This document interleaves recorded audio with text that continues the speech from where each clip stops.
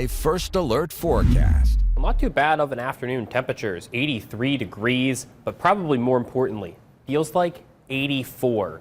Humidity has really dropped off thanks to a cold front that crossed overnight and into the morning this morning, and it will allow for a very seasonal day today. It's a nice day to go out and enjoy.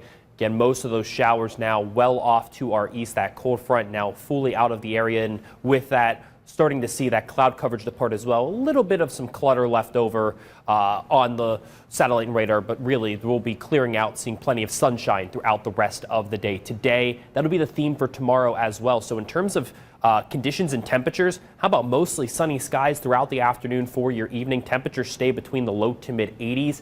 That feels like only about a degree or two higher than the actual air temperature. Probably most important is that it will feel like what the temperature reads, and that means that it'll be much more comfortable to be able to go out and enjoy some time outside. Now, it still will be sunny.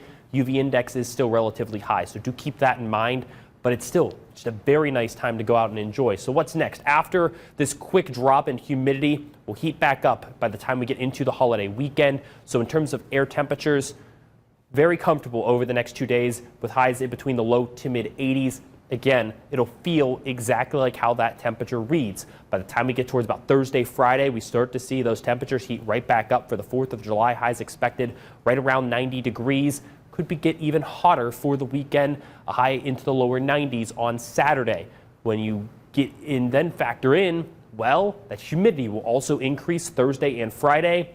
We'll talk about a heat index somewhere between about the 90s, the low 90s on Thursday, the mid to upper 90s between Friday and Saturday. As those temperatures start to warm up and that humidity rises, we'll get right back to a 95 to about 100 degree heat index as we head into the holiday weekend. So it is important to know, not only with the heat, but then also the heat index, the UV index. A lot of things to consider in terms of the UV index. We're looking at anywhere between about an 8 to 9 as we go throughout the weekend. So really, that will mean that you want to make sure that you are, well, paying attention, staying safe, using sunscreen, and, well, luckily avoiding some rain showers. In terms of the rain, we'll expect a couple pop-up showers here and there as the temperatures and humidity start to heat up, but really not much more than just that. Until we get to about Sunday, Monday, we'll see a system arrive that could bring us maybe 1 or 2 showers and thunderstorms.